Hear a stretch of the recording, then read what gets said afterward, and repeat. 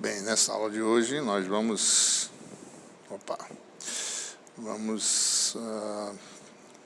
temos esse plano, né, falando sobre condução elétrica. Inicialmente, rapidamente, falar sobre estudo de bandas e sólidos, vamos conceituar a corrente elétrica, densidade de corrente, lei de Ohm, princípio da conservação da carga, algo que a gente falou anteriormente, mas que agora a gente vai fazer um modelamento matemático desse princípio. Intercâmbio de energia, né, que pode levar à dissipação, né, ou ganho. E, finalmente, ele vai ver como é que é o formalismo de solução de problemas de valor de fronteira em meios condutores. Bom, é claro que o que a gente vai falar aqui hoje vale tanto para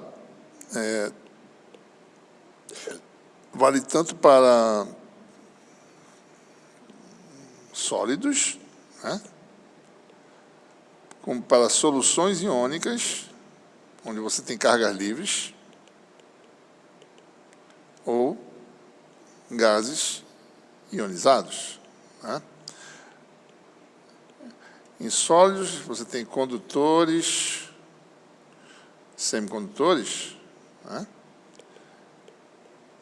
Em condutores, predominantemente, você tem movimento de elétrons, né, na banda de condução, e em semicondutores, você tem movimento de elétrons na banda de condução e de elétrons fazendo saltos na banda de valência, né, que a gente chama de lacuna, né? Ok?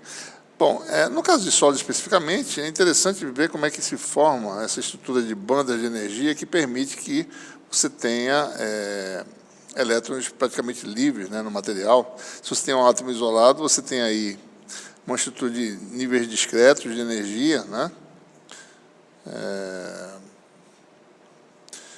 E à medida que você aproxima os átomos, você começa a formar subdivisões desses níveis de energias, né?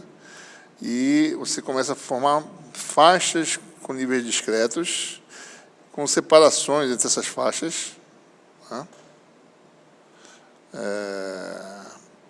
E à medida que você bota mais e mais átomos para formar um sólido, você vai ter agora bandas de energia, com a energia são tão próximas, os níveis de energia, que você forma bandas praticamente contínuas, né? E essas bandas são separadas por regiões em que você não tem níveis de energia, você não tem níveis de energia permitidos. O que diferencia os materiais sólidos em geral é a separação entre a banda de condução, né, e a banda de condução e a banda de valência, que os elétrons têm energia menor, né? Então, se essa energia de separação, energia de gap, é razoavelmente grande em relação à energia térmica, para você promover alguma transição, né, de energia, os elétrons podem adquirir energia termicamente e tentar chegar na banda de condução, mas com uma energia muito grande, de separação muito grande, isso não acontece. À medida que você tem outros tipos de materiais, alguns deles têm um valor de energia de gap menor. Alguns elétrons que estão na parte superior da banda de valência podem, por processos térmicos, adquirir energia térmica e ficar na banda de condução, parte dela, e quando eles estão numa banda de energia mais alta, eles podem se mover sob a ação de um campo elétrico, né?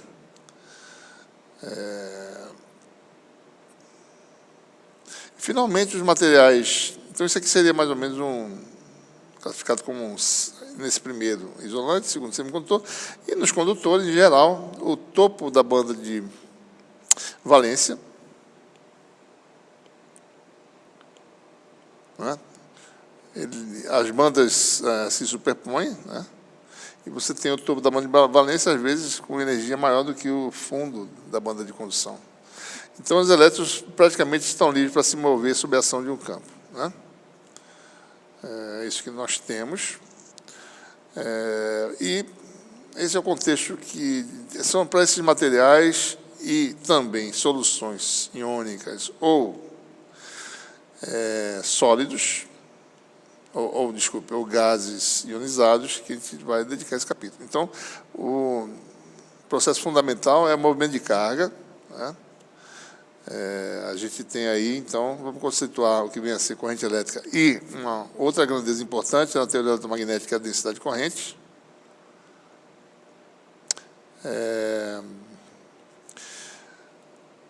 Então, se você tem um sólido, seção transversal sigma, né? Se a quantidade de carga que atravessa a seção transversal no tempo dt é dq, então a corrente instantânea é dada por essa expressão I igual a dq dt.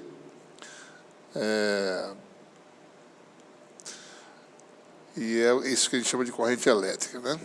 Então, nós temos aí a unidade física da corrente é coulomb por segundo, define a unidade SI, ampere, né?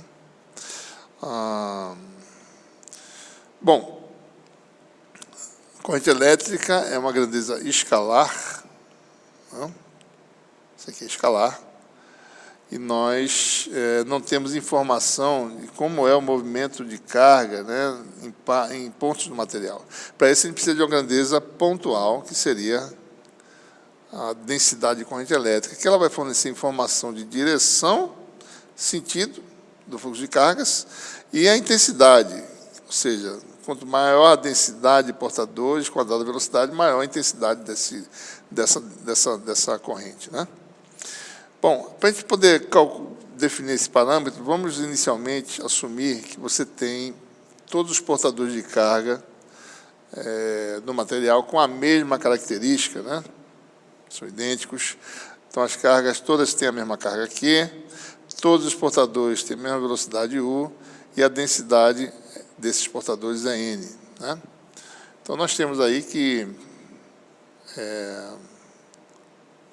vamos fazer uma construção geométrica em que a gente vai fazer um volume diferencial, né, em que uma dessas arestas do volume, esse paralelepípedo aí, oblíquo, né, que a gente está vendo aí,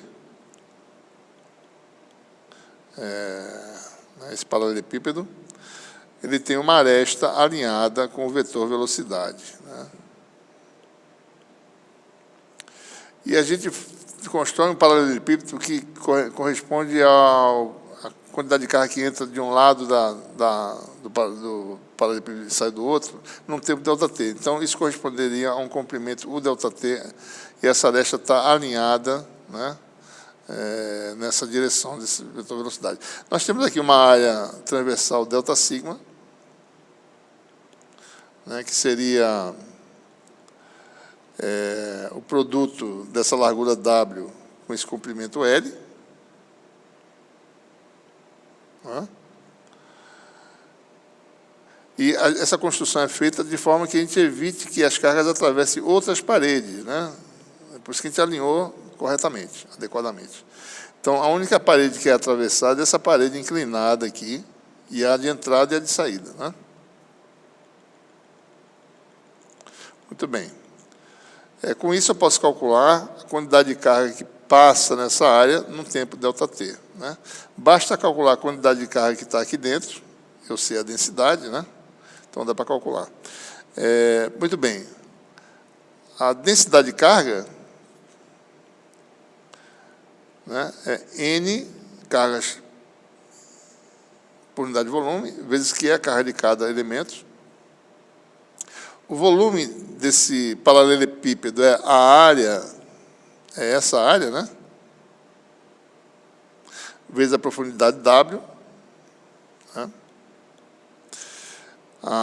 Essa área aqui, ela é simplesmente a altura vezes o comprimento, né?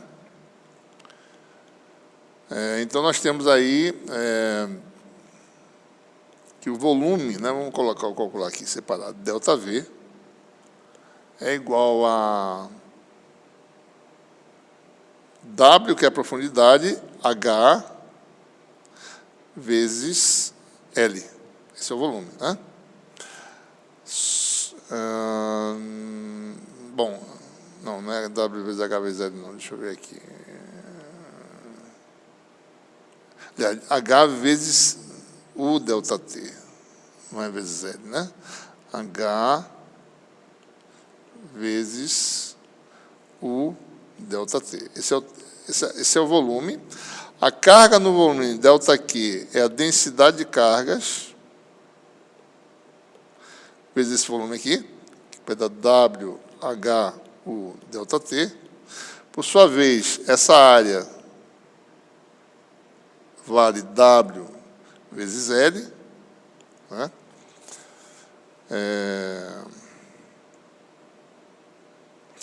E, por sua vez, o L, né? Cosseno de H igual a L cosseno de θ, né? H igual a L cosseno de θ.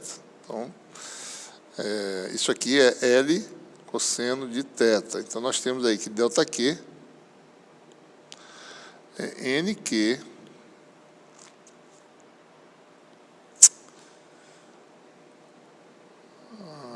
W L, né? O delta T cosseno de θ. Então, nós temos aí que WL, se a gente olhar para a figurinha, né? W vezes L é essa área delta sigma. Então, nós temos aí que isso aqui é delta sigma. O que nós temos, então, né? Se eu fizer delta aqui, delta T é a quantidade de corrente que passa naquela área diferencial de sigma, né? Eu chamei de D sigma, não é delta sigma. Deixa eu ver aqui. É D sigma, não é delta sigma, não. Então, isso aqui é D sigma. D sigma, né? Então, nós temos aí que DI é igual a razão delta Q. Delta T vai dar NQ, U, que está aqui, D sigma, cosseno de θ. E olhando aqui a construção, U está aqui, D sigma vetor, né? O vetor D sigma. Deixa eu apagar isso aqui tudinho, peraí. O vetor D sigma e U formam um ângulo θ. Então, o produto escalar de U com delta D sigma, né? Dá U D sigma cosseno de θ. Ou seja, isso aqui nada mais é que o produto escalar com D sigma, né? E aí você tem, então, a quantidade de corrente que passa naquela área vai ser NQ, U escalar D sigma. Esse é o resultado que se obtém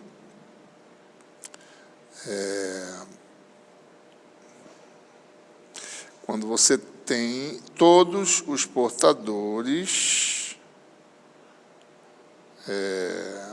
uma situação um pouco irreal, né? Todos os portadores idênticos, né? Foi isso que a gente falou aqui, tá certo? Características idênticas, né? Muito bem.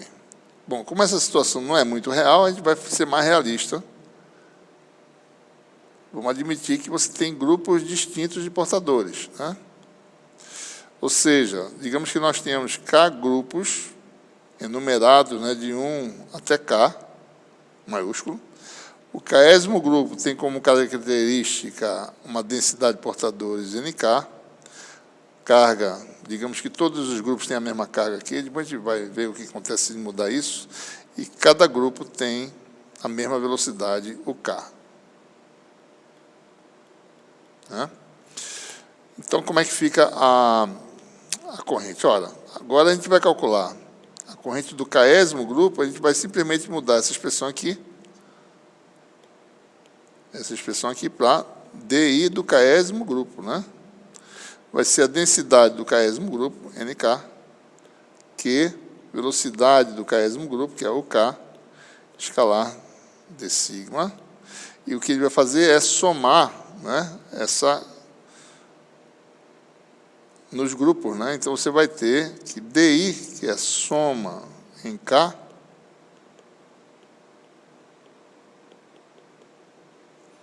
na soma, quem aparece no somatório é NK e o K. A carga sai e D sigma sai. Você fica aí com DI, que é a corrente total, soma de DK, é igual a, olhando para a expressão, né? Aqui, ó. Sai o Q, sai o D sigma, fica só dentro da soma NK/K, né? Então vai ficar Q soma em K NK/K e o sigma produto escalar, né? Esse aqui é um vetor D sigma. Ora, a pergunta é o que é isso aqui, né? Ora, se você tem K grupos,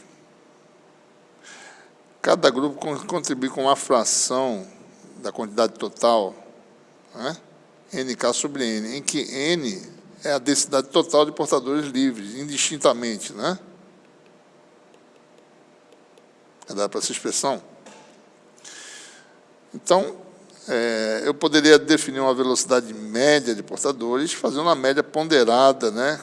Cada grupo contribuindo com essa fração, eu teria aqui soma K igual a TK, da fração que é NK sobre N, o K. Como N não depende de K, então isso aqui vai dar NV igual a soma de NK, o K. Então, esse é o resultado que a gente obtém, né? Ou seja, a gente sai da particularidade das propriedades do grupo, que são a densidade daquele grupo, velocidade dos portadores daquele grupo, e fala em coisas médias, né? É a densidade total de portadores livres e velocidade média. Ou seja, a soma que aparece na nossa formulazinha simplesmente é a densidade total, que é algo tangível, vezes a velocidade média. E aí nós temos a expressão final, né? Que é a corrente DI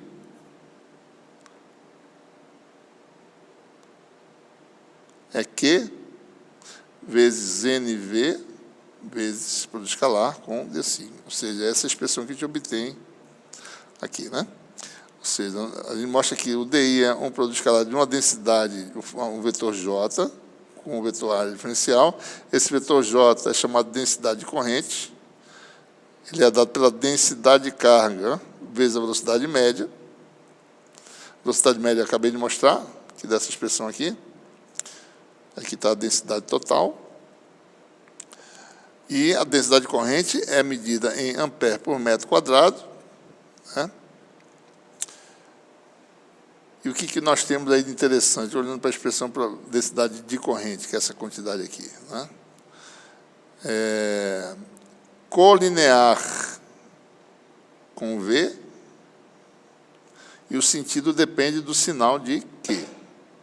Se Q é positivo, então essas quantidades têm o mesmo sentido. Se Q for negativo, tem sentidos opostos, né? O V e o J, certo? Então, chegamos na definição da densidade de corrente, né? Se a distribuição é contínua, né? Então, NQ você pode chamar de uma densidade de carga ρ, né? Com isso você tem aí a densidade de corrente igual a ρ vezes V. Essa expressão vale para qualquer situação, não obrigatoriamente para sólido, não fizemos nenhuma restrição, né? Tanto para sólidos como para soluções iônicas ou gases ionizados.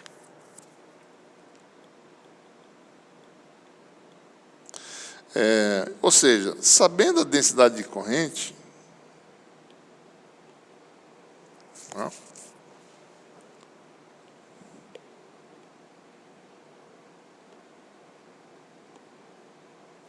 Sabendo a densidade de corrente, nós temos aí, se eu tenho corrente fluindo num sólido, né? Então, a corrente que flui no elemento de área é DI, né? Igual a densidade de corrente D sigma, e você calcula a corrente que flui em toda a área, né? Simplesmente integrando na superfície. É assim que a gente calcula a corrente, dada a densidade de corrente. Vamos fazer um exemplo, né? Só para ver como é que calcula a corrente a partir da densidade, né? O que a gente precisa se acostumar a fazer de vez em quando. Ele tem distribuições de corrente que são variáveis. Assume que você tem um sistema de coordenadas cilíndricas, corrente flua no sentido de Z, né? Dada por essa expressão. Então, a densidade de corrente é dada por um valor variável, né? Na origem, por exemplo, a densidade é 0. Em R igual a ela, vale máxima, vale de J0, né? Então,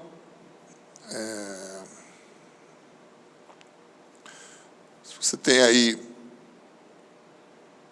essa expressão para o J, né? J0 é R sobre A Z. Então, se você olhar, a corrente que flui nessa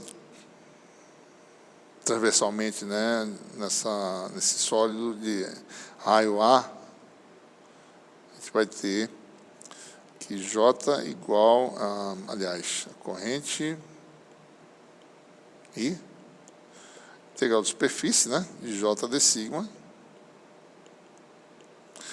D sigma, por sua vez, também está no sentido de Z,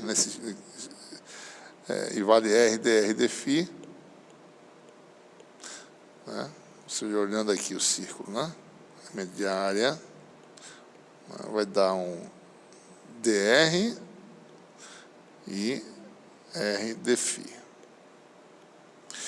Então, J d sigma vai dar J0 sobre A, R2 dr dφ, integral na seção transversal, integral de 0 a 2π de dφ, integral de 0 a A de R2 dr, isso aqui vai dar R3 sobre 3, né? De 0 a A, que dá A3 sobre 3, isso aqui dá 2π, e você tem um cálculo da corrente. 2π A2 J0 sobre 3 amperes, né? Esse é o resultado. Ok? Bom, existem algumas situações em que o volume praticamente se transforma ou numa superfície, né? Você pode ter, por exemplo, o caso mais, que não está aí na nota de aula, mas eu vou rapidamente comentar, né? Aí você não precisa falar nem mais em densidade, né? Se você fala em densidade, se você tem um fio bem fino, né? Que a seção transversal é praticamente nula, né? Então você não precisa falar mais em densidade, né? A corrente ela flui no sentido do fio, né? Ou seja, ela vai se fluir no sentido do fio. Então não precisa nem falar em densidade aqui, basta falar em corrente e em falar em a natureza vetorial está no próprio elemento dl, né? Então aparece a grandeza ser corrente e elemento de comprimento. A gente vai ver isso em magnetismo, né? Não agora. Então, quando você tem fios, tá certo? Não precisa falar em densidade corrente, é desnecessário. Mas, às vezes, você tem situações em que o volume ele é praticamente uma superfície. A gente tem que tomar as precauções para definir uma outra grandeza chamada densidade de corrente superficial, né? Ou seja, se a espessura do material, né, é pequena, então, se eu quisesse calcular a corrente que flui, por exemplo, né, suponha que você tenha a corrente fluindo com densidade J volumétrica, né, densidade de corrente tradicional, J per metro quadrado, e eu quero calcular a corrente que flui através dessa área, cuja normal é N, né? Então, aqui está o J. Então, o cálculo daria a quantidade de corrente que atravessa essa áreazinha aqui, seria J, esse elemento de área, a área T, dl vezes T, né? O elemento de área J, dlt, que está aqui, né? dlt vezes N. Então, seria esse para o escalar que a gente faria, né? J, produto escalar com ds, que é o produto dessas três coisas, d sigma, né? D sigma, esse produto é isso e com isso. Tá? Então, essa grandeza, à medida que t diminui, né? No limite, posso ter um limite, né? Isso vai me dar o que a gente chama de a densidade de corrente superficial, ampere por metro, vai ser chamada de K, certo? Então, quando você tem uma folha, né, que a corrente flui na superfície com a densidade de corrente superficial K, você calcula a corrente que flui no caminho que vai de A até B, caminho C, né? Simplesmente calculando o produto escalar do K com a normal ao caminho, e dl é o elemento escalar de comprimento ao longo do caminho, certo? Então, observe que a normal é ortogonal ao segmento dl. Então, é assim que a gente calcula corrente quando a gente fala aí de corrente de superfície, né? Então, não precisa falar em J ampere por metro quadrado, né? A gente fala aí em uma corrente de superfície com densidade de K ampere por metro. Tá? Fazendo um exemplozinho. Suponha que eu tenho uma esfera e que a corrente flua na superfície da esfera com densidade K, dada por essa função. Uma corrente azimutal, a gente vai ver que isso pode acontecer quando analisar magnetização, né, campo magnético, a gente vai ver que essas coisas podem ocorrer, certo? Uma corrente que tem esse tipo de comportamento, né, seno de θ, certo? Então, qual é a corrente que atravessa este segmento C' aqui? Ora, a corrente que atravessa esse segmento é a mesma que atravessa esse segmento regular aqui, que é um segmento, né, sob a esfera.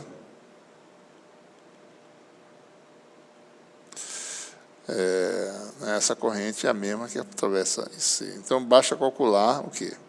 Usando o nosso formalismo, a densidade de corrente dada, N é essa normal aqui, ó, e dl é esse elemento aqui. Tá? Ou seja, N é o vetor azimutal, φ, o versor azimutal, dl é um elemento de comprimento ao longo do θ em esféricas, que é raio da esfera dθ. Né? Então, se você faz o produto escalar, vai dar o quê, né? Você vai ter aí N igual a φ, K igual a K0 seno θφ, K escalar φ vai dar K0 seno θ, a φ com a φ dá 1. Então, você tem a integral, e o dl aqui, dl é a dθ, né? Então, é essa integral que a gente calcula, né?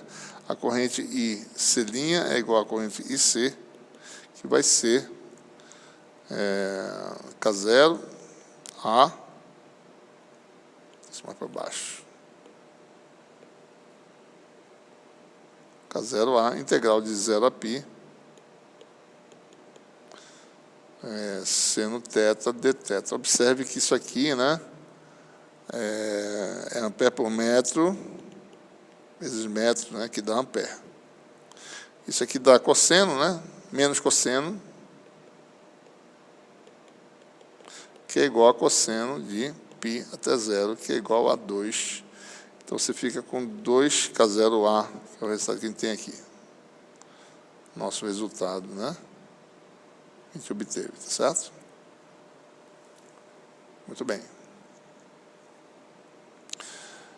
Então, conceituamos aí densidade de corrente superficial. Vamos agora passar, né, para saber o que acontece quando portadores de carga em um sólido estão sob a ação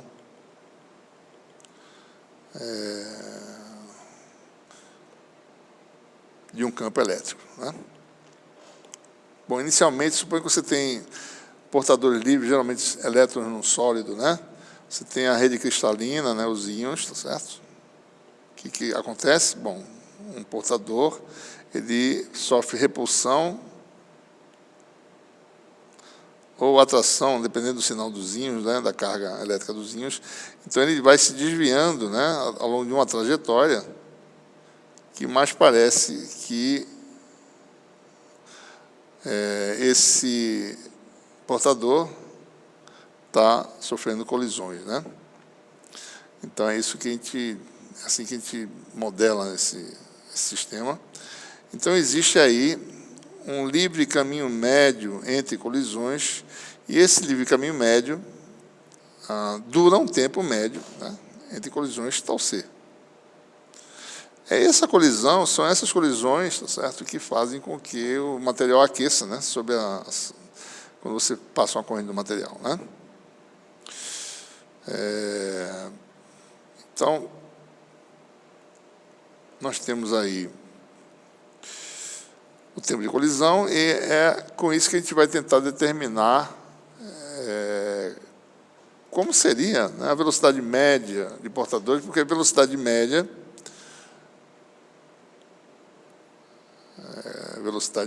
é um parâmetro importante para determinar a densidade de corrente, né? Ou seja, sabendo a velocidade média, eu obtenho densidade de corrente. A questão é, se eu aplicar um campo E, como a velocidade média e, por conseguinte, a densidade de corrente é afetada, né? Então, vamos inicialmente considerar na ausência de um campo. É de se esperar que a velocidade média, se ela originalmente tem um valor inicial, depois de algum tempo, se o sistema está isolado, né, no equilíbrio, essa velocidade tenda a zero.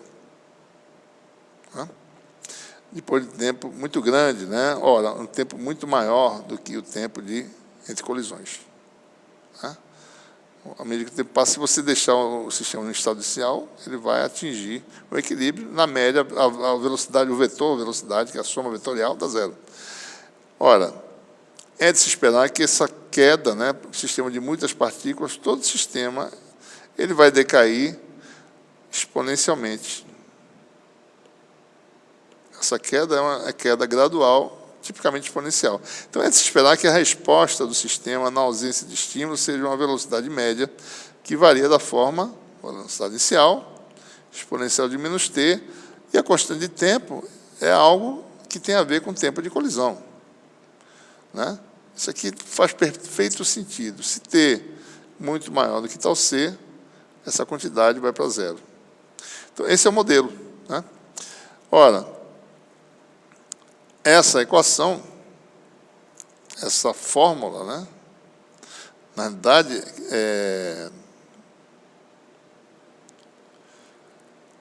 implica que a velocidade satisfaz uma equação diferencial. Né? A equação da exponencial, né? A taxa de variação da velocidade é proporcional à velocidade com o sinal oposto, ou seja, essa equação diferencial, basta jogar essa expressão aqui e observar que isso vai funcionar. Né? Muito bem. Qual o significado físico dessa equação aqui? Essa é uma equação diferencial, né, que governa o transporte na ausência de estímulo externo. Né?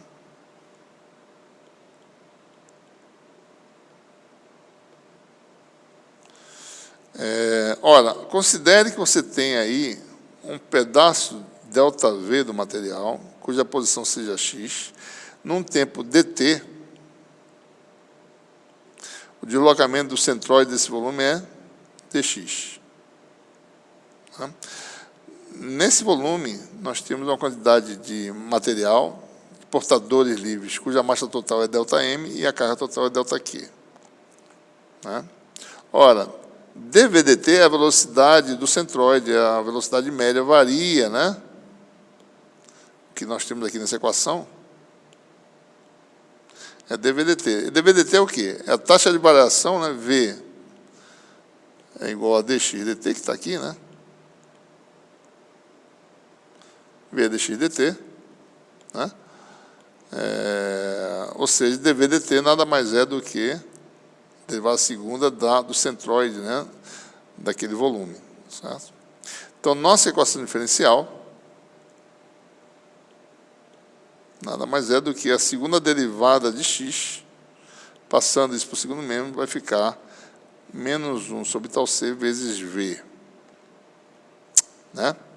Se eu multiplicar ambos os membros dessa equação por ΔM, eu obtenho esse resultado aqui. Né? ΔM vezes a taxa de variação segunda derivada do x é proporcional a v com sinal oposto. Isso, na realidade, é a segunda lei de Newton. Né? Massa aplicada ao volume ΔV. Massa vezes aceleração é a força que atua no volume. Que força é essa? Essa força aqui, que é proporcional à velocidade e se opõe ao movimento dos portadores. Né?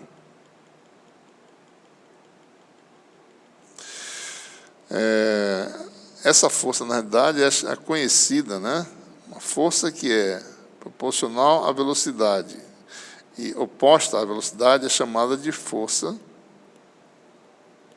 viscosa.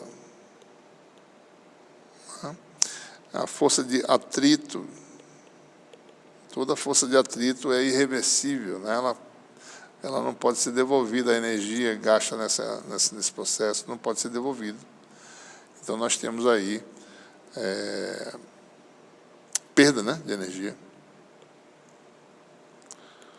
Então, este é o processo, né? Ou seja, resumindo, massa do volume vezes a taxa de variação do centroide do volume, né? Aquele volume de carga livre, é menos a massa sobre tal C vezes a velocidade média. Né? O que acontece agora, se eu tenho agora o meu centroide e aplico aí um campo elétrico, né? Então, existe uma força adicional que é a carga vezes o campo. Então, eu tenho que mudar meu modelo para dizer que a lei de Newton, ou seja, massa vezes aceleração, passa a ser a força que já tinha antes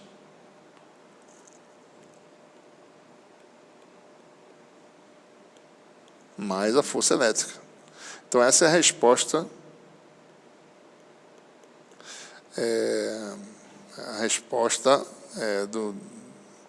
do centroide ou da velocidade média do material, dos portadores livres, né, sob a ação de um campo. Sem campo, isso aqui dá zero, então você tem decaimento. Com campo, alguma coisa vai acontecer.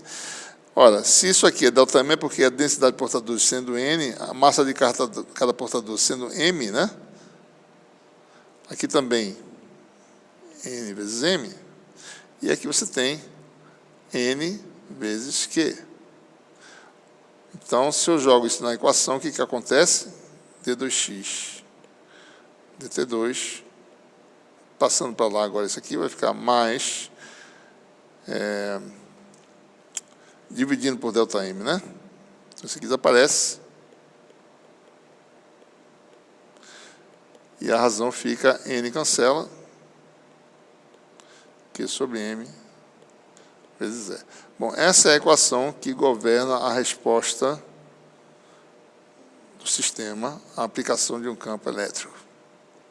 O sistema agora está estimulado por um campo elétrico. Se é igual a zero, a tendência é de V0 para zero, com E diferente de zero, a gente vai agora analisar a solução dessa equação. Ora, a solução dessa equação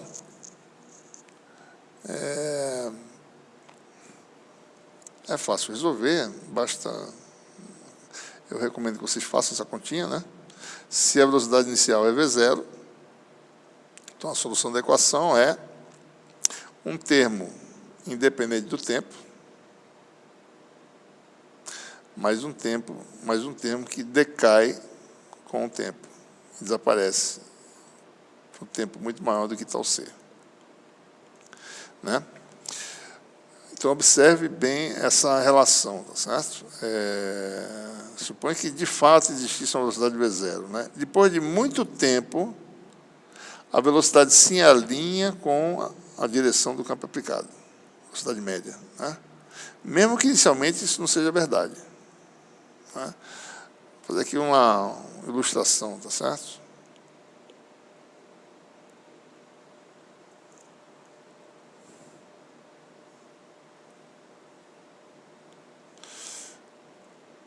Por exemplo, suponha que a velocidade inicial seja gigantesca, V0. Né? E você aplica um campo elétrico pequenininho, né? Bem pequenininho no material, Estou representando ele como sendo algo muito fraco, tá certo? Um campinho de nada aqui. Depois de ter muito maior que tal C, o que acontece? A velocidade final, prevista para essa classificação, esse termo aqui desaparece, né? E sobra o termo que é proporcional ao campo elétrico, ou seja, depois de algum tempo a velocidade vai se orientar na direção do campo aplicado. Quanto tempo leva esse processo? Ora, se a gente olhar aqui direitinho, né? Para um tempo de relaxação, um tempo de colisão, né? Tal C, você já tem 63% do valor final da velocidade. Depois de alguns tempos, tempo de colisão, a velocidade atinge seu valor final, que é dado por esse fator, né? Que tal C é sobre M, né? Ora, a situação mais real é aquela de equilíbrio térmico, né? Você tem um material que está isolado, sozinho, a velocidade inicial média já é 0, né? Então, quando você aplica um campo, então esse termo aqui, V0, não existe, né? Você combina esses dois termos, você fica com esse resultado aqui. Então, na prática, né, esse tempo de colisão é um tempo muito curto, né?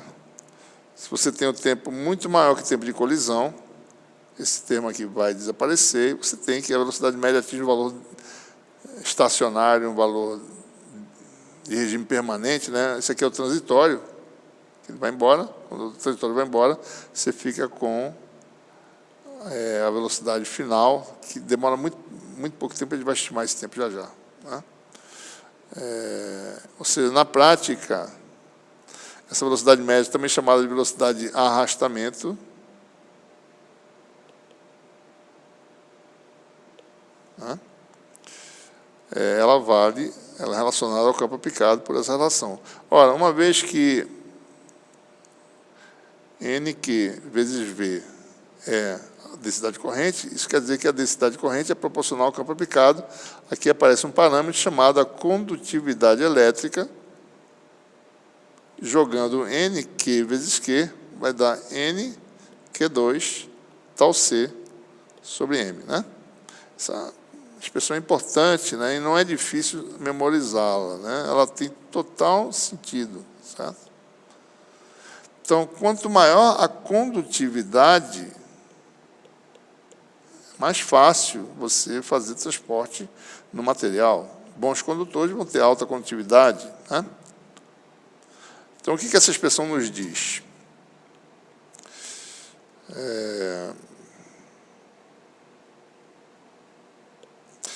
Diz que a condutividade vai ser tanto maior quanto maior a densidade de portadores livres. Nos diz que a condutividade é uma quantidade positiva, porque é quadrado da carga. Nos diz que quanto maior o tempo de colisão, ou seja, se for demorado o processo, o tempo entre colisões, maior a condutividade. E nos diz também que se você tem cargas com massa grande, massa alta, né? Massa grande, então a condutividade é pequena, porque a inércia é maior. Né? Por exemplo, um íon pesado sob ação no campo é diferente de um íon leve, ou uma carga, um elétron sob ação no campo. Né?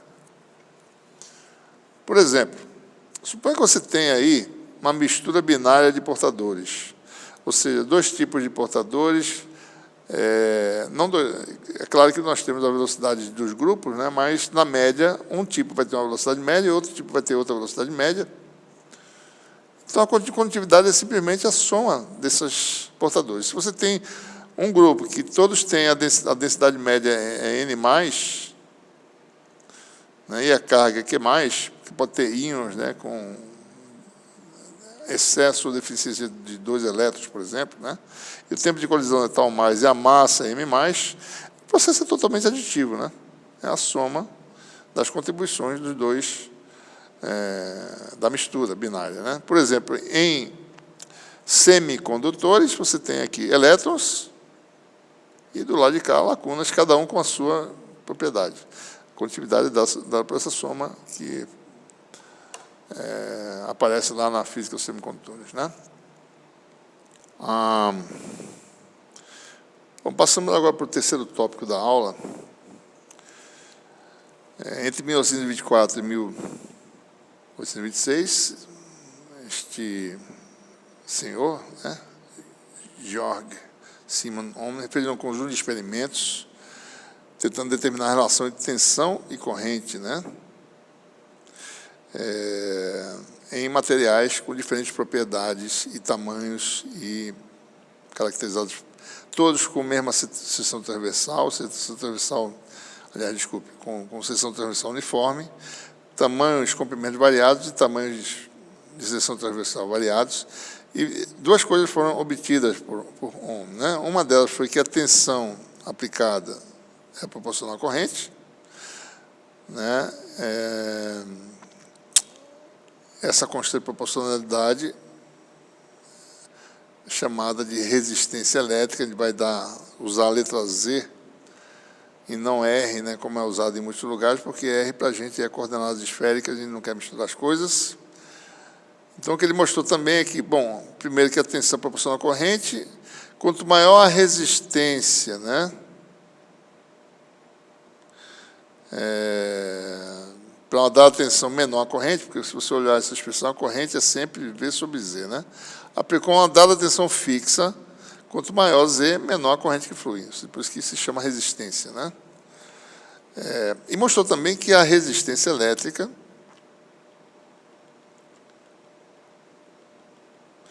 era proporcional ao comprimento, inversamente proporcional à área, com a constante de proporcionalidade definida pela resistividade do material. Quanto maior a resistividade, maior a resistência, né?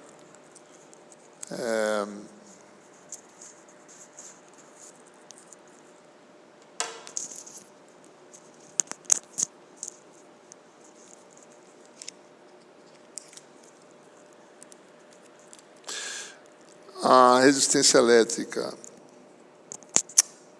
Estou aqui parando porque está soltando aqui o microfone.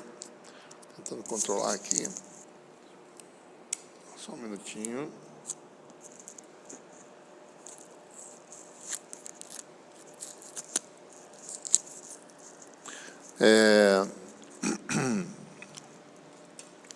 Então, resistência elétrica,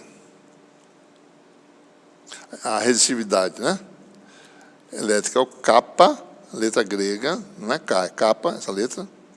Resistência elétrica medida em ohms e resistividade medida em ohm e metro, né?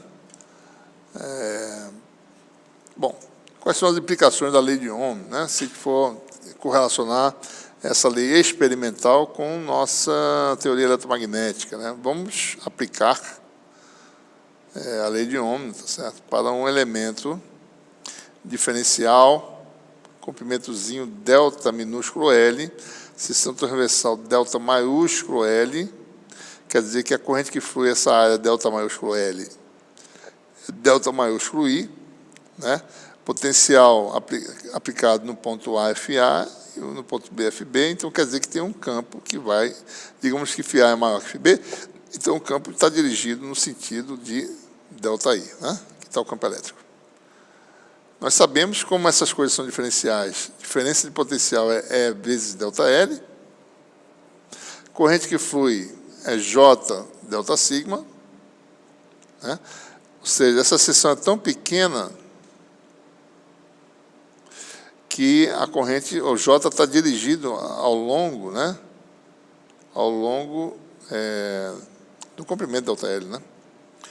Então, o que nós temos aí? Lei de Ohm é ΔL igual a Z, né? Que é kappa L. L não, desculpe. Kappa ΔL sobre kappa ΔL sobre delta sigma, né? Vezes J delta sigma, então isso aqui vai cancelar. Esse ΔL cancela com esse ΔL e obtém-se uma relação simples. E igual a kappa J, obtido experimentalmente. Ou seja, a lei de Ohm implica uma relação pontual que diz que E é proporcional a J, através da constante de proporcionalidade, que é a resistividade elétrica. Isso é o resultado experimental. Por outro lado, nós obtivemos, no nosso modelo microscópico, que a gente acabou de fazer, que J é sigma E. Sigma é a condutividade. Ora, então, as coisas batem, né? Ou seja, a resistividade e a condutividade são relacionadas, né? Uma é o inverso da outra, né? Então, a lei de Ohm experimental é explicada pelo modelo microscópico, né? Ou vice-versa, a relação experimental explica o modelo, né, microscópico, certo? Ela mostra experimentalmente que é verdade. Então, aqui está uma tabela de resistividades e condutividades de alguns materiais. É importante observar esses números, né? Condutividade é 1 metro menos 1 e resistividade é 1 metro, né? Então, você tem aí bons condutores, né? Eu estou botando alguns aqui que são importantes: alumínio, cobre, ouro, né? Os mais que têm melhores condutividade, de prata. Tem outros materiais aqui: ferro, paládio, platina. Tem o silício, que não é condutor, é um isolante, quando não dopado, né? E observe a ordem de grandeza, né? Condutividade alta é 10 a sétima, ou quase 10 oitava, né? Observe o cobre, né? 5,8. Observe a prata, que é a melhor condutividade entre todos os outros. Isso aqui é 10 a sétima, esse resultado aqui, né? 9 vezes 10 a sexta, 10 a sétima. Então, essas condutividades são menores, né? O ferro, né? Também, mesma ordem de grandeza. E para vocês observarem que o silício tem 4 ordens de grandeza abaixo dos condutores, os bons condutores. Então, observe, né? O melhor condutor não é ouro, né? Mas sim a prata, né? O problema da prata é que ela sofre deterioração com a atmosfera em presença de enxofre e ozônio. Então, a prata escurece e pode perder características, né?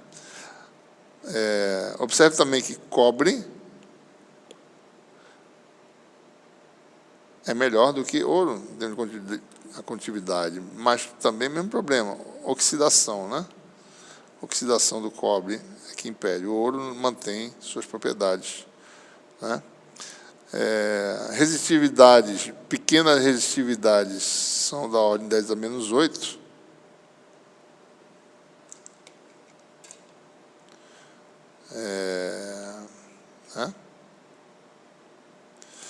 Bons condutores, né? E você tem aí o silício em contrapartida, tem a resistividade maior, né? 5 ordens de grandeza aproximadamente, né? 4 a 5 ordens de grandeza, né? Ok? Bom, se o meio é linear, ele pode ser tanto isotrópico quanto anisotrópico. Se for isotrópico, a relação entre J e E se transforma, né? A proporcionalidade é em todas as direções, a mesma relação, com um único parâmetro sigma.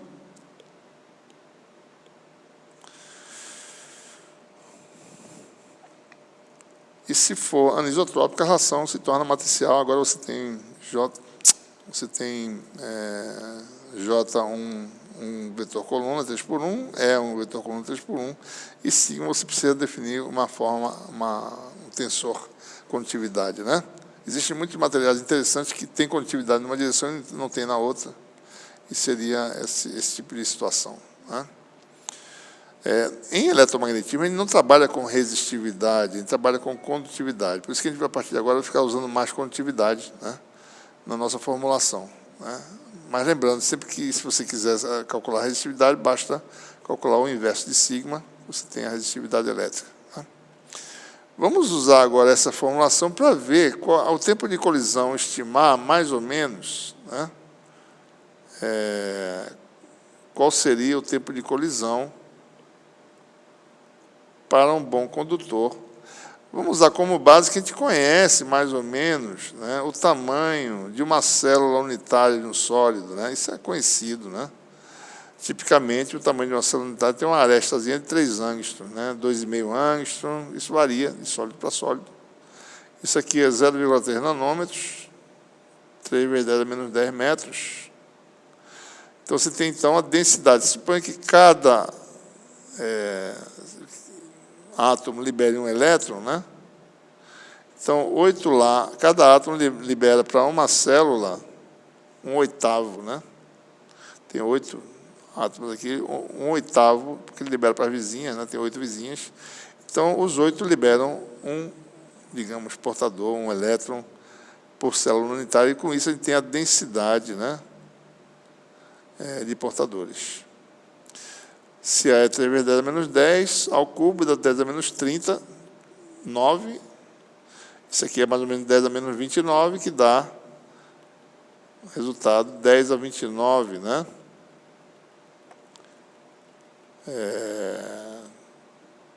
A densidade de portadores num sólido, né?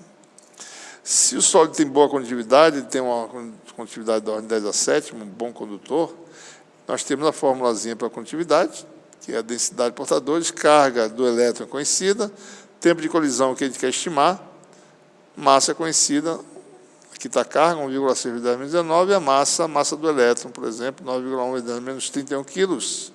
Com isso, você tem aí o tempo de colisão, que é aquele tempo que a gente falou que era curto, né, que era pequeno, certo? Da ordem de 10 a menos 14 segundos, né? Observe que a gente consegue obter essas informações com base em parâmetros experimentais. Por exemplo, né, medindo resistência elétrica, obtenho a resistividade do material, e a partir da resistividade eu tenho a condutividade, né? Então, por isso que eu posso ter essa informação, né? Essas quantidades são conhecidas, tá certo? De teoria de sólido, né? A densidade de portadores, a carga do elétron conhecida, a massa. Então, é fácil, a partir de uma medida experimental, obter algo que é mais ou menos microscópico, né? Um próximo tópico relevante que envolve o transporte de carga é o princípio da conservação da carga, PCC, né? Não vamos confundir com o primeiro comando da capital, né? Isso aqui é o PCC de princípio da conservação da carga, que é muito simples, né? Carga total no sistema isolado é conservada, né? Esse é o princípio, né?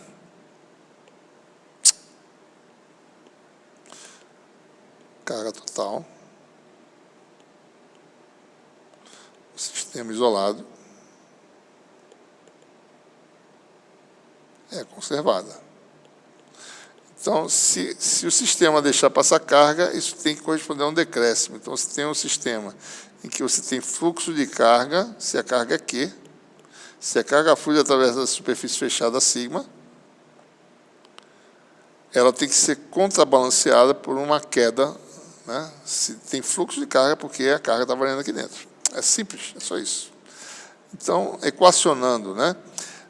Calculando a corrente que flui através da superfície sigma, como sendo I, nada mais é do que a integral da densidade de corrente através da superfície fechada para o exterior, fluxo de J, né? Tem que corresponder a uma variação, taxa de variação da carga total no sistema. Ora, se o fluxo é positivo, é porque essa carga está diminuindo, né? Então, tem que ter uma relação de sinal aqui na frente. dQ dt negativo, então menos dQdt é positivo, então o fluxo é para o exterior. Se dQdt é positivo, então menos dQdt é negativo, então o fluxo é para o interior. Então, o princípio da conservação da carga nada mais é do que essa simples relação, né, que está equacionando aqui agora, tá certo? Ora, se a carga é a integral de volume da densidade de cargas livres, do excesso de carga na região, então, essa é a forma integral do princípio da conservação da carga, né?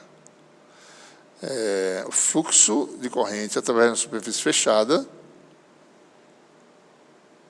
é a taxa da variação da integral no volume limitado por sigma, com sinal negativo, né?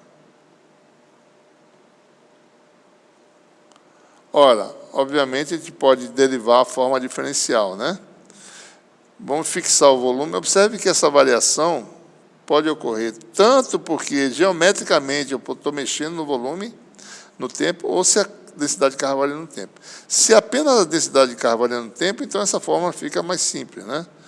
Você tem aí essa relação que só a derivada parcial que aparece. Ou seja, você fica agora com uma equação do tipo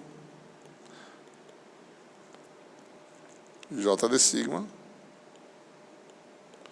igual a menos integral de volume de ρ dt.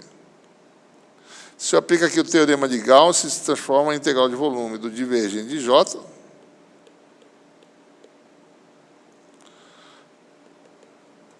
não é? E se eu junto essas integrais, eu fico com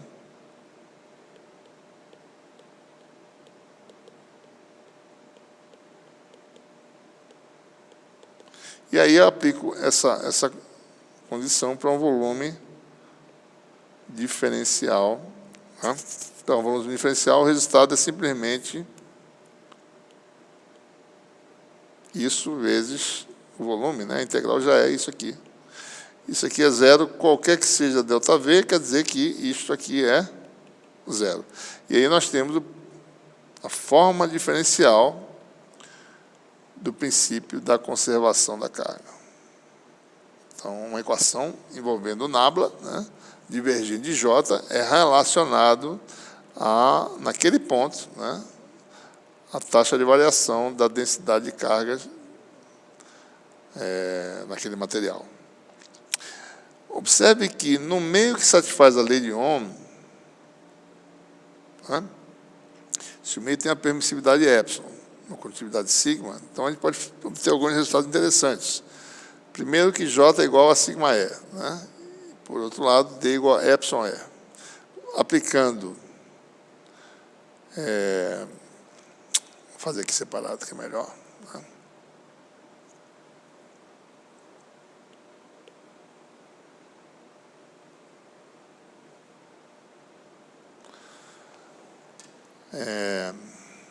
Se você tem aí, né? A equação é essa aqui, divergente de J mais dρ dt igual a zero. J é sigma E, o meio é homogêneo, né? Sigma divergente de E mais ddt, por outro lado, ρ é o divergente de D, né? Igual a zero. Aliás, deixa eu rolar, não faz nada com o ρ, não, deixa eu rolar. Deixa eu ver que está. dρ dt igual a zero. A gente vai mexer aqui, na realidade, sigma divergente de D sobre epsilon, né?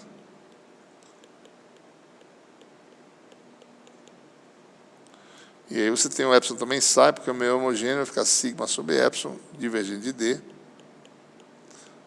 mais dρ dt, igual a zero. Isso aqui é que é a densidade de carga, você tem a equação diferencial para ρ, né? dρ dt, mais, ora, isto aqui é o inverso de tempo, né?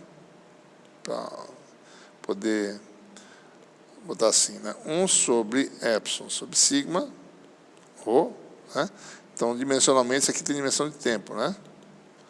Então, isso aqui é chamado de tempo de relaxação. Então, a equação diferencial que governa a densidade volumétrica de carga no material que conduz é essa aqui. Se tiver qualquer excesso, esse excesso, a densidade é governada por essa equação, independentemente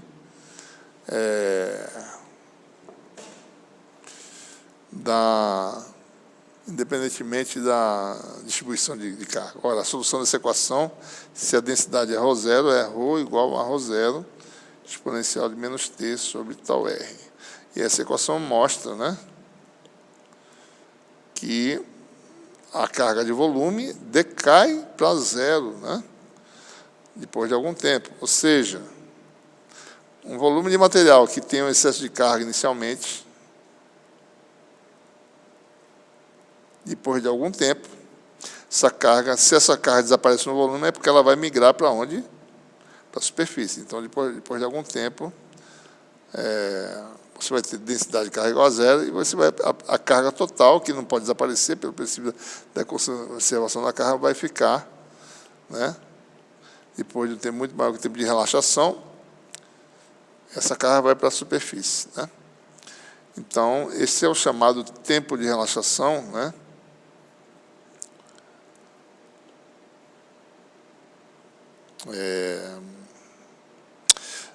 Que é proporcional a epsilon e inversamente proporcional a sigma. Quanto maior a condutividade, mais rápido é esse processo. Então, a relação tem que ser, de fato, de proporção inversa, né? Vou fazer um exemplozinho aqui. Acabamos de calcular, né, essa relaxação de cargas para a superfície. Por exemplo, vamos estimar mais ou menos o tempo de colisão, sabendo que o tempo de colisão, desculpe, é o tempo de relaxação, né, igual a epsilon sobre sigma, né? Bom, por exemplo, se você tem um material que tem permissividade igual ao do vácuo, né, uma boa condutividade, né, 10⁷, nós falamos anteriormente, se você calcular essa razão, vai dar mais ou menos 10 a menos 18 segundos. Né? Então, num bom condutor, na prática, né, você tem todo o excesso de carga que haveria no volume vai para a superfície. Né? Vou fazer um exemplo aqui de cálculo de campos transitórios, né, no material. Vamos ver como é que se comporta esses campos. Ora, é simples, né? Se você tem inicialmente um excesso de carga numa esfera de raio A,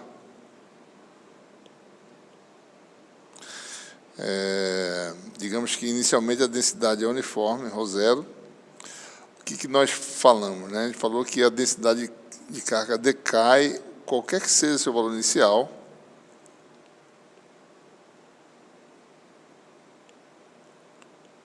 seja uniforme ou não uniforme a distribuição, a densidade de carga cai com essa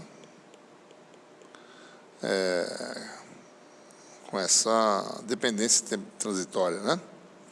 Ora, pela lei de Gauss, você pode aplicar a lei de Gauss aqui, tá certo? Uma esfera dentro aqui, uma esfera de raio R, né? A gente calcula, então, o fluxo elétrico. É fácil de mostrar que vai ser a densidade de carga,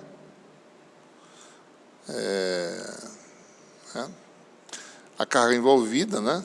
E vai dar aquele resultado que a gente já conhece, é ρr sobre 3, só que é ρ de t, né? Em que ρ de t, essa formulazinha que eu acabei de falar. E dentro do condutor é isso que acontece, ou seja, existe um campo que ele vai durar um certo tempo, que é o tempo de relaxação. Vai existir um campo, né, até que essas cargas desapareçam. Como o ρt vai para zero, o d também vai para zero. O E pode ser calculado se a permissividade da esfera for epsilon, só dividir por epsilon, e a densidade corrente é sigma vezes E, né? E se você fizer as continhas, vai aparecer um tau R aqui embaixo. É o ρr sobre 3 e o tau R aqui embaixo. Tudo radial, porque se a densidade inicialmente é uniforme, ela permanece uniforme em todo o volume da esfera. Ela não vai modificar a distribuição. Do lado de fora, o que acontece? A carga total é constante, né? Carga total vale aquele valor inicial, ρ0 vezes o volume da esfera. Então, para o lado de fora, se você aplicar a lei de Gauss, não importa onde esteja a carga, ela está no volume, está uma parte indo para a superfície, né? A parte está no volume, mas a distribuição sempre é uniforme, né, nessa esfera. Então, se você colocar uma superfície gaussiana aqui fora, a carga envolvida sempre vai ser Q, que é esse valor aqui, né? Então, do lado de fora, tu se passa como se a carga fosse constante, uniformemente distribuída, como se tivesse uma carga pontiforme na origem. Então, você vai ter o resultado, que é campo que varia com o inverso quadrado da distância, né? E J do lado de fora é zero, porque não tem condutividade, né? Sigma igual a zero, né? Para calcular a densidade de carga superficial na esfera, usa-se a condição de contorno. D radial do lado de fora em R igual a A, menos D radial do lado de dentro em R igual a A. Aqui nós temos essas expressões, em R igual a A, isso aqui cancela, fica A aqui, né? Do lado de fora, do lado de dentro, aqui fica A. Só que do lado de fora é ρ0 e do lado de dentro é ρ de t, né? Então, o resultado é o ρ0 está aqui, o ρ de t está aqui. A densidade superficial de carga, ela evolui no tempo, de acordo com essa expressão, ou seja, à medida que t se torna muito grande, isso aqui desaparece, toda a carga vai para a superfície e a densidade superficial de carga se torna ρ0A sobre 3. Né?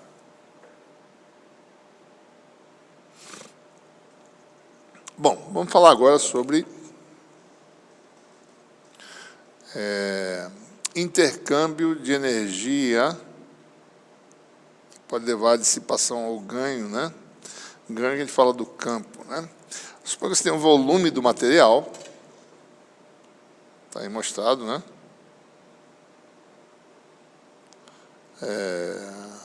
Está o volume, né? Você tem um campo aplicado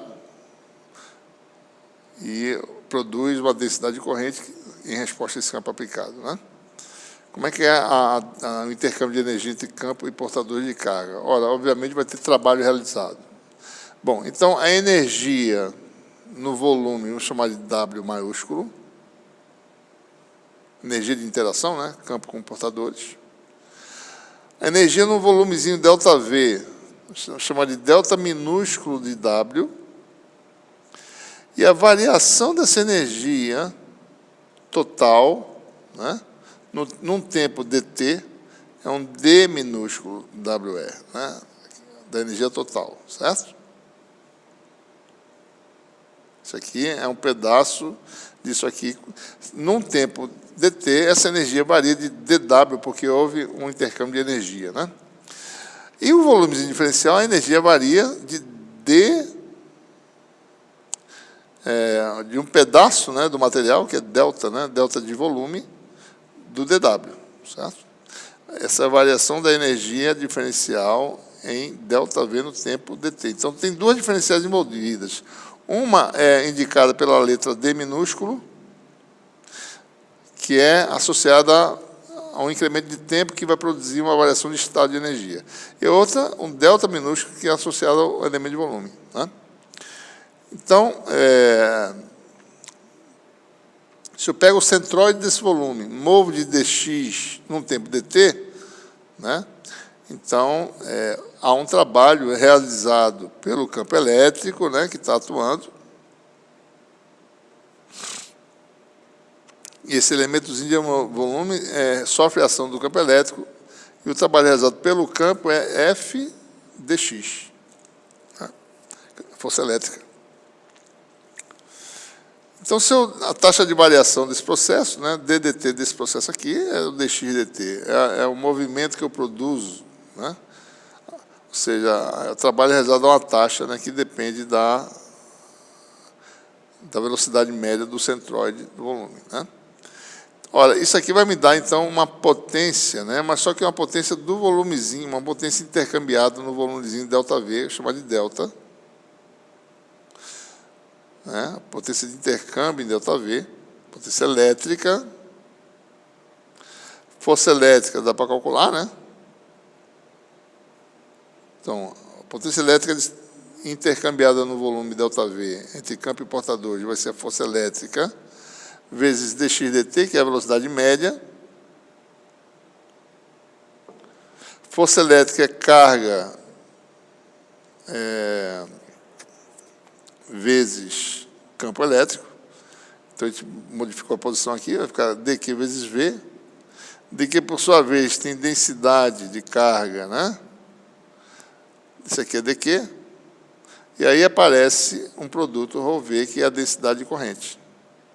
Então, o que acontece? A potência intercambiada no volume ΔV simplesmente é volume ΔV, produto escalar de J com E. Né? Esse é o resultado obtido nesse modelo. Né? E a potência total intercambiada entre campo e portadores vai ser a integral de volume dessa quantidade. Ampere por metro quadrado, volts por metro, ampere volt, que dá watt por metro cúbico, vezes metro cúbico, que dá potência em watts. Então, essa fórmula simples é a fórmula que prevê, né, quanto de potência vai ser intercambiada entre portadores de campo. Muito bem. O que acontece, né? Se essa potência intercambiada é positiva, a gente está falando de um meio passivo, né? Ou seja, essencialmente, se em todo o volume J escala S é positivo, né? É o que acontece no material que obedece à lei de Ohm, por exemplo, J igual a sigma E, né? Então, você vai ter JE igual a sigma módulo de E ao quadrado, que é maior que zero, né? Porque sigma é positivo, como nós vimos antes, né? Então, você tem o campo fornecendo energia para os portadores de carga. Então, você tem um meio passivo, ou seja, e esses portadores, como eles colidem, né, com os íons da rede cristalina, do sólido, então essa energia não volta, né, ela é dissipada como forma de calor. Por outro lado, é possível, em algumas situações, você fazer com que esse JE seja negativo, pelo menos em média, né, na integral, tá certo? Não em todo o volume, mas em partes do volume, mas de forma que o resultado integral dê uma potência final negativa. Ora, o que acontece agora? Então, se não é o campo quem está fornecendo energia, é porque é o oposto. Quem está fornecendo energia agora são os portadores, né? Então, o campo sai fortalecido desse processo, o campo aumenta, você amplifica, né? É assim que são feitos os lasers de elétrons livres, né? Eles são feitos numa seção de um acelerador linear de elétrons. Esses elétrons interagem com o campo, eles são feitos, a trajetória do elétron é modulada no espaço, de forma que,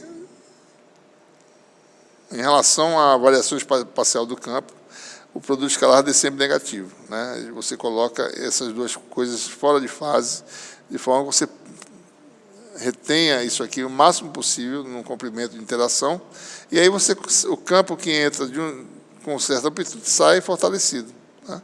Você tem ganho, certo? Outros dispositivos, como a Klystron, que é um gerador de micro-ondas, também opera nesse princípio, né, em que você faz essa interação ser negativa, válvula de ondas viajantes de micro-ondas, entre outros dispositivos, certo?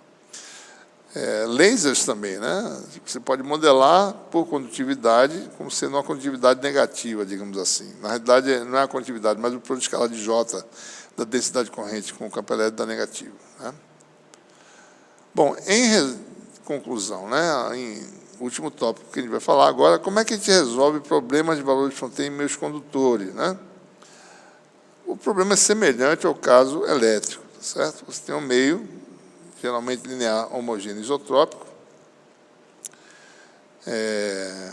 com a condutividade constante, né? O meio é uniforme, né? limitado para uma superfície sigma, alguma especificação é dada para o potencial na fronteira, então como é que resolve o problema?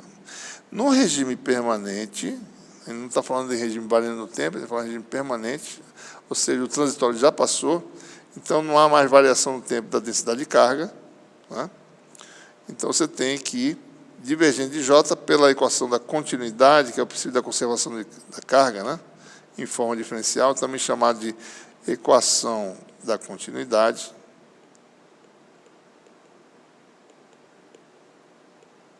Você tem divergente de J igual a zero, né? Esse é o chamado regime de corrente estacionária, né? Por outro lado, no regime estacionário também, o campo é irrotacional, né? No regime DC, digamos assim, né? Dessa relação, lembrando que J vale sigma E, né? Então, como é irrotacional, ele é menos o gradiente de φ. E se eu jogo esta relação nessa aqui, J igual a sigma E, eu coloco o sigma na frente, fica menos sigma Laplaciano de φ igual a zero, ou seja, no meio condutor linear homogêneo isotrópico, o potencial satisfaz a equação de Laplace, né? Então, o método formal de solução de problemas de valor de fronteira em meios condutores é simples, né? Dada o potencial de fronteira ou sua derivada normal, que é o problema de Dirichlet ou Neumann, né? Resolve a equação de Laplace, que a gente já desenvolveu métodos para isso.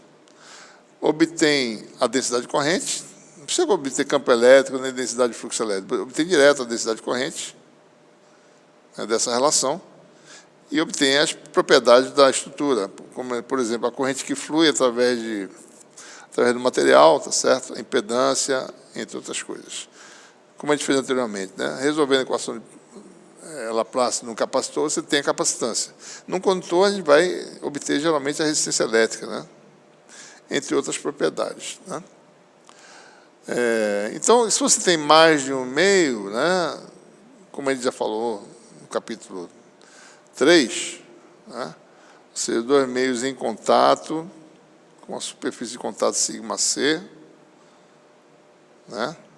Essa região de contato aqui, ou a sigma C envolve um dos meios, o que a gente faz é obter soluções gerais nas duas regiões,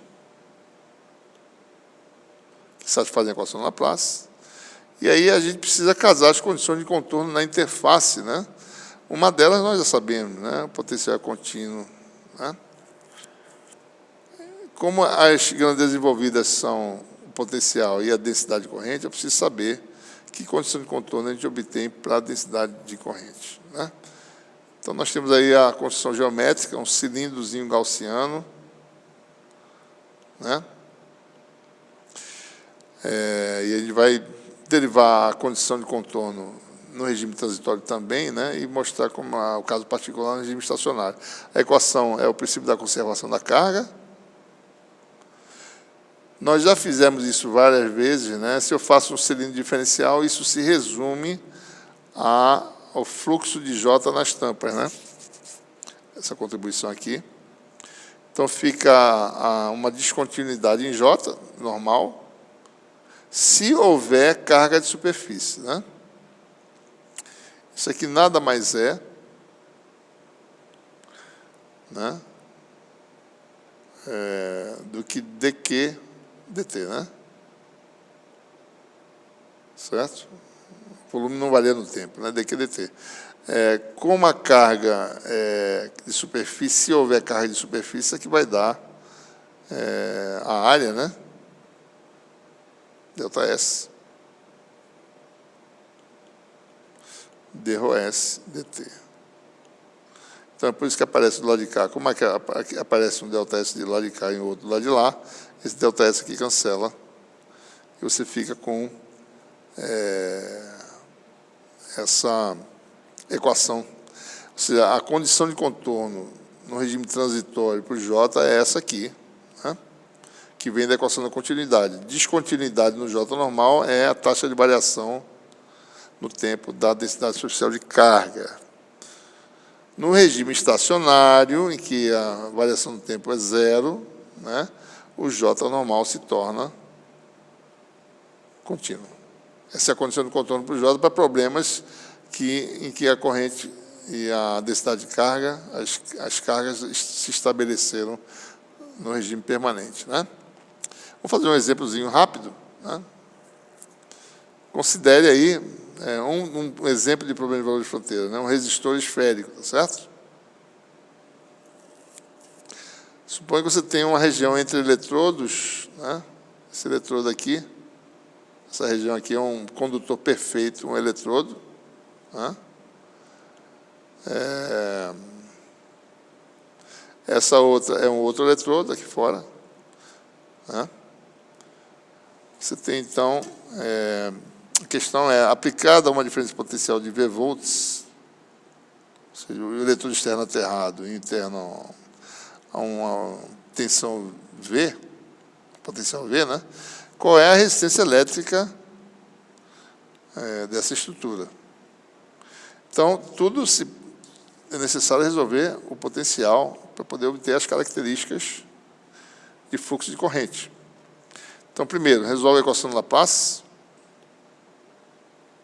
Nós já sabemos esse problema, é um problema em que o potencial é dado, né, na fronteira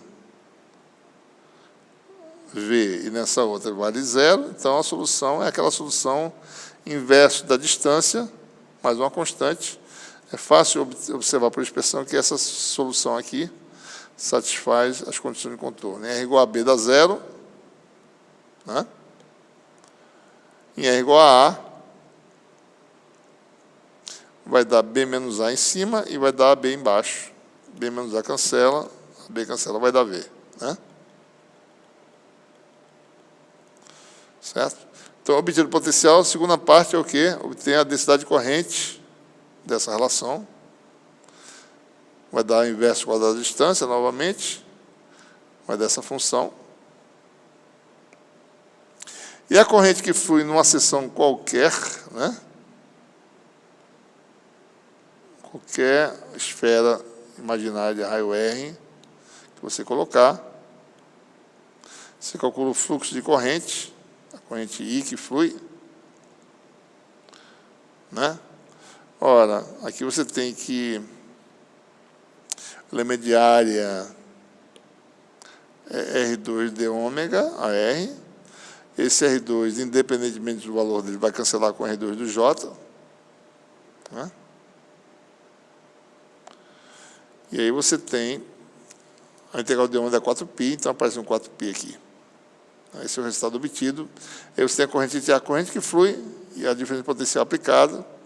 E você pode, então, determinar a razão V sobre I, né, que dá a resistência Z. Se você for ver, né, vai dar B menos A em cima, que dá esse comprimento L, a espessura da região. 4πAB é 4π1 raio, que é a média geométrica entre A e B, ao quadrado, né, R2 da AB.